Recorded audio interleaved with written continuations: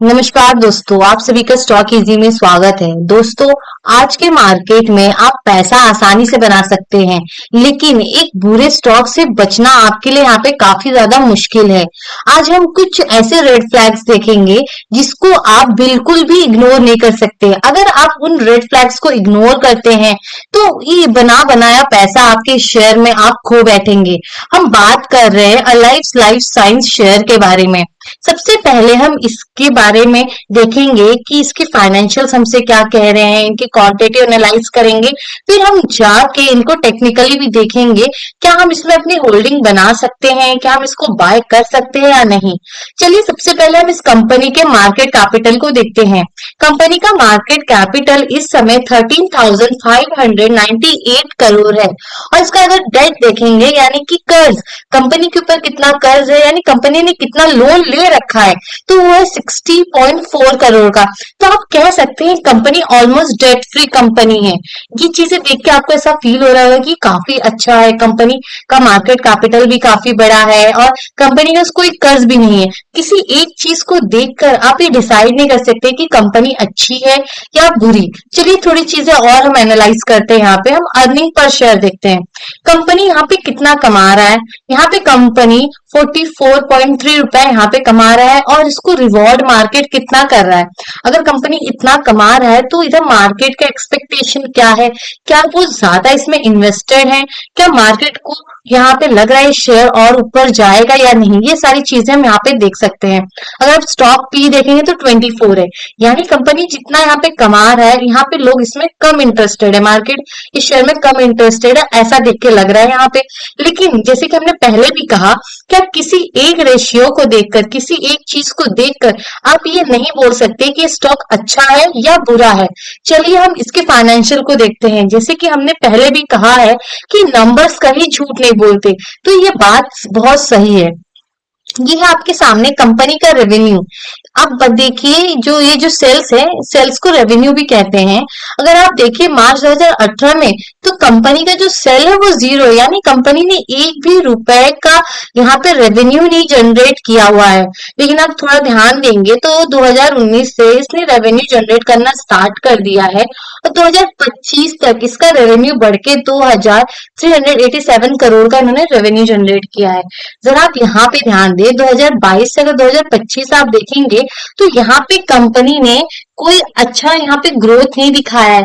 Company को यहाँ पे कुछ बड़ा करना चाहिए था, इनको अपने रेवेन्यू में और यहाँ पे ग्रोथ दिखानी चाहिए थी, क्योंकि जब तक कंपनी के रेवेन्यू में ग्रोथ नहीं दिखेगी तब तक यहाँ पे बिजनेस कैसे बढ़ेगा, बिजनेस में ग्रोथ कैसे होगी, इन्वेस्टर्स के इन्वेस्ट किए हुए पैसों में आपको ग्रोथ कैसे मिलेगी।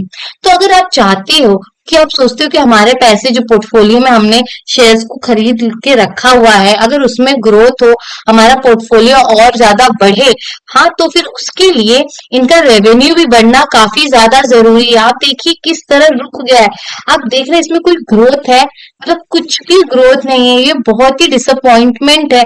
अगर किसी ने इस स्टॉक में इन्वेस्ट कर रखा है तो यहाँ पे ये चीज देख के लग रहा है कि कंपनी तो यहाँ पे कुछ परफॉर्म नहीं कर रही है, मैनेजमेंट के यहाँ पे कोई एफर्ट्स नहीं दिख रहे हैं हमको। अगर यहीं पे हम इनके इबिटा मार्जिन पर ध्यान दें तो वो भी उतना ही एकदम स्टेबल है, ना बढ़ रहा है ना घट रहा है। आप देखिए 2019 में 28% था, 2025 में 29% है। क्या कंपनी ने कहीं भी ग्रोथ की है? क्या कंपनी ने अपने रेवेन्यू में ग्रोथ की? क्या कंपनी ने अपने इबिटा मार्जिन में ग्रोथ की? कंपनी ने क्या अपने इबिटा ऑपरेटिंग प्रॉफिट में यहाँ पे कुछ ग्रोथ दिखाई? नहीं, कंपनी ने यहाँ पे कोई ग्रोथ नहीं दिखाई है। ना उनका रेवेन्यू बढ़ रहा है ना उनके मार्जिन बढ़ रहे हैं। तो ये भी एक काफी ज्यादा एकदम स्ट्रेस वाली बात है कि कंपनी यहाँ पे ग्रोथ नहीं कर पा रही है। अगर हम थोड़ा नीचे आए, अगर आप अपना ध्यान थोड़ा यहाँ पे डालें कंपनी के डिविडेंड पे, देखिए डिविडेंड पे आउट परसेंट, ये आपके सामने। आप देखिए कंपनी ने एक साल 61% दिया, एक साल 110% का डिविडेंड दिया है, 59 13%। आप ये सोचिए अगर कंपनी यहाँ पे ग्रोथ नहीं कर रही है, ठीक है, अगर आप ये भी एक ऐसे सिनारियो बना सकते हो सकता है कंपनी का पैसा ना हो, वो लोन ना ले पा रही हो। एक बस एक ये एक इमेजिनेशन की बात कर रहे हैं, इमेजिन करिए तो फिर कंपनी डिविडेंड क्यों दे रही है? कंपनी को डिविडेंड नहीं देना चाहिए। अगर कंपनी जब तक मिच्योर ना हो जाए उसे डिविडेंड नहीं देना चाहिए, उसको अपने प्रॉफिट को री इन्वेस्ट करना चाहिए, जिससे कि बिजनेस बढ़े, बिजनेस में ग्रोथ हो, और यहाँ पे इन्वेस्टर के पोर्टफोलियो में भी आपको ग्रोथ देखने तभी मिलेगा। आप सोचिए, अगर कंपनी यहाँ पे रेवेन्यू में कोई ग्रोथ नहीं दिखा रही है, क्यों नहीं दिखा पा रही है? उसके लिए कंपनी को क्या करना होगा? कंपनी को कैपेक्स करना होगा, उनको इन्वेस्ट करना होगा। अगर जब तक कैपेक्स नहीं करेंगे तब तक उनके रेवेन्यू कैसे बढ़ेंगे? आपको इतना यहाँ पे थोड़ा सोचना होगा। अगर कंपनी यहाँ पे ग्रोथ फेज में है तो डिविडेंड क्यों दे रही है? एक हमारा यहाँ पे ऑब्जर्वेशन है इस चीज को लेके, कि जब कंपनी ऐसे हो जाती है ना कि वो रेवेन्यू नहीं बना पाती है कुछ भी, या फिर किसी सिचुएशन में अगर वो फंसी होती है, कहीं वो ग्रोथ ना कर पा रही हो, अगर कंपनी ग्रोथ ना कर पा रही हो तब वो डिविडेंड देना स्टार्ट कर रही है। ये एक हमारी ऑब्जर्वेशन है। ऐसे हम बहुत सारे स्टॉक देखे हैं इस समय कि ऐसा हो रहा है कि कंपनी का रेवेन्यू तो नहीं बढ़ रहा है, कंपनी भले ही 5-6 करोड़ कमा रही हो, उसका जो प्रॉफिट है 5-6 करोड़ का हो, वो कंपनी क्या कर रही है? डिविडेंड बांट रही है। आप क्यों डिविडेंड दे रहे हो? आप अपने बिजनेस में लगाओ, अपने बिजनेस की ग्रोथ करो, जिससे हमारे इन्वेस्टेड पैसे में ग्रोथ हो, हमारा प्रॉफिट में ग्रोथ देखने को हमको मिले। लेकिन यहाँ पे कंपनी ऐसी चीज इसलिए करती है जिससे जो नॉविस ट्रेडर होते हैं, नॉविस इन्वेस्टर्स होते हैं, जो रिटेलर्स होते हैं, ऐसी चीजें से वो अट्रैक्ट होते हैं। उनको लगता है कंपनी जैसे रिजल्ट आने वाला है तो अनाउंसमेंट होता है कि डिविडेंड हम दे रहे हैं, तो क्या होता है, इससे जो रिटेलर्स होते हैं वो अट्रैक्ट हो जाते हैं, जिनको फंडामेंटल्स के बारे में नहीं पता, जो नहीं देखते कि फंडामेंटल्स क्या चल रहा है कंपनी के, वो डिविडेंड देख के इन्वेस्ट कर देते हैं कि हाँ, अगर हम ये शेयर खरीद लेंगे तो इतना तो हमें पैसा मिल जाएगा। लेकिन आप ये सोचिए कि आपको इतना तो मिल जाएगा, लेकिन आपके प्रिंसिपल अमाउंट का क्या होगा? जो आपने इन्वेस्ट किया हुआ है वो भी तो जरूरी है, आपके प्रिंसिपल अमाउंट का बचना बहुत ज्यादा जरूरी है। लेकिन ऐसे सिचुएशन में यह रिटेलर्स आगे फंस जाते हैं। थोड़ा हम नीचे आते हैं, हम इसके यहाँ पे बैलेंस शीट के ऊपर भी अपनी थोड़ी नजर डालते हैं। आप देखेंगे तो कंपनी की जो बोरोइंग है यहाँ पे सितंबर 2025 में 60 करोड़ की है, और अगर आप यहाँ पे देखें तो कंपनी का कुछ ज्यादा यहाँ पे फिक्स असेट नहीं है, वो यहाँ पे इन्वेस्टेड नहीं है, उन्होंने अपने फिक्स असेट में ज्यादा इन्वेस्ट नहीं किया है। लेकिन एक यहाँ पे नजर आप ये चीज पे ट्रेड रिसीवेबल पे डाल सकते हैं कि अगर आप मार्च 2025 का देखें तो 970 करोड़ का इनका ट्रेड रिसीवेबल है। यानी जो इनका ये जो रेवेन्यू है मार्च 2025 का, कि जो इन्होंने इधर हमको यहाँ पे दिखाया है, बुक में अपने लिखा है 2387 का इन्होंने यहाँ पे रेवेन्यू जनरेट किया, ऐसा कंपनी का बोल रहा है। लेकिन उसमें से 970 करोड़ का अभी तक ये पैसा उनके गले में नहीं गिरा है। बस ये बुक में लिख दिया गया है कि हाँ, हमने इतना माल बेचा, इतना पैसा आने वाला है, लेकिन अभी तक आया नहीं है।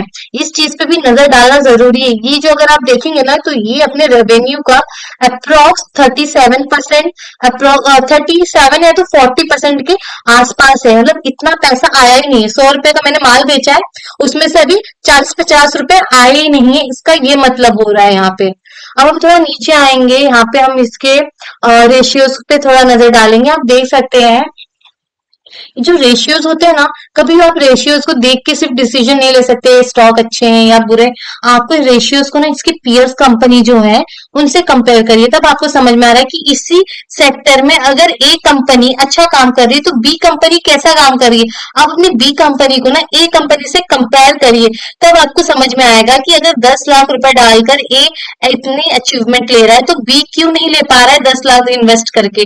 अगर आप ऐसे कंपेरिजन करेंगे तो यहाँ पे आपको समझ में आएगा कि रियल पिक्चर क्या है। जैसे कि अगर आप यहाँ पे नजर दें तो आप देख सकते हैं मार्च 2025 में कंपनी को जो उनका डेटर डेज है 148 डेज का है, और पेबल 137, मतलब इनको जो पैसा इनके कंपनी में आ रहा है 148 डेज में आ रहा है, लेकिन इनको जो देना है पैसा वो 137 डेज में देना है।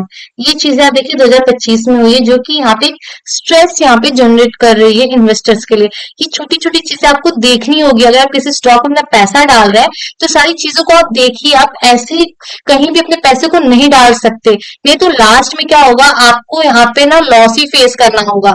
इसलिए हमेशा ये सारी चीजें देखें तभी इन्वेस्ट करें। तो हम इन्वेस्टर्स के ऊपर नजर डालते हैं, यहाँ पे क्या हो रहा है। यहाँ पे प्रमोटर्स ने अच्छी खासी अपनी होल्डिंग बना रखी है। इस समय कंपनी के पास 74.87% की होल्डिंग है, और एफआईज के पास 5.30% की होल्डिंग है, और डीआईज के पास 7.27% की होल्डिंग है। है यहाँ पर।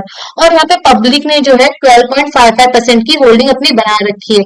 अभी तक तो प्रमोटर्स ने अच्छी खासी होल्डिंग बना रखी है, लेकिन आपको अपना पूरा नजर इनके प्रमोटर्स पे रखना है कि ये कहीं यहाँ से एग्जिट तो नहीं मार रहे, ये कहीं अपने जो इनकी होल्डिंग है इसको कहीं यहाँ पे गिरवी तो नहीं रख दे रहे। ये सारी चीजें आपको ध्यान देनी होगी। हाँ, आपको ये भी ध्यान देना है कि इनके रेवेन्यू में ग्रोथ आ रही है, मैनेजमेंट क्या बोल रहा है। जैसे कि अगर आप यहाँ पे देख सकते हैं 14 मई को इनका रिजल्ट आने वाला है।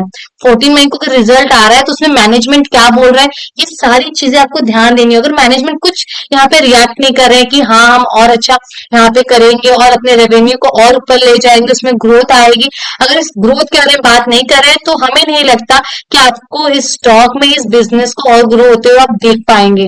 चलो हम इसको चार्ट में देखते हैं कि चार्ट में किस तरह यहाँ पे परफॉर्म कर रहा है। जैसे आप यहाँ पे देखेंगे